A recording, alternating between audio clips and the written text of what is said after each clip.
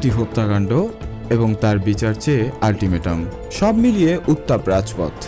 ইনকিলাব মঞ্চের আহ্বায়ক শরীফ ওসমান হাদী হত্যার ৮ দিন পার হয়ে গেলেও প্রধান আসামিরা এখনো ধরাছোঁয়ার বাইরে। তারা কি দেশ ছেড়ে পালিয়েছে নাকি ভারতে লুকিয়ে আছে, দেশের ভেতরেই আছে নাকি দেশের বাইরে?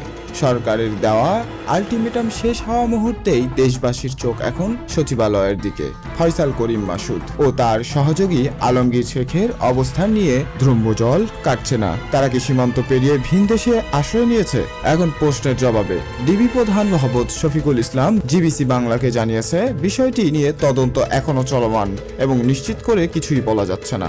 তবে ডিবি প্রধানের দাবি, তদন্তে বড় ধরনের অগ্রগতি হয়েছে। এরই মধ্যে উদ্ধার করা হয়েছে হত্যাকাণ্ডে ব্যবহৃত মোটরসাইকেল ও আগ্নেয়াস্ত্র।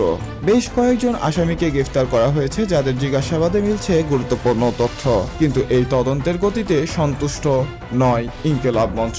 গতকালই তারা সরকারের ২৪ ঘন্টার এক চরম পত্র বেঁধে দিয়েছিল।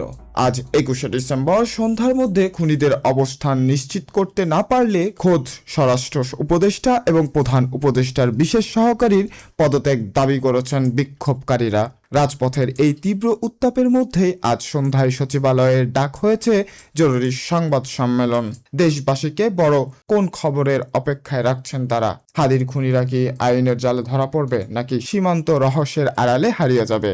সরকারের সংবাদ সম্মেলন থেকে কি বার্তা আসে, সেই দিকেই এখন সবার নজর। ধন্যবাদ আমাদের সাথে থাকার জন্য। আপনারা এতক্ষণ দেখছিলেন জিবিসি বাংলা, সত্য ন্যায়ের পথে।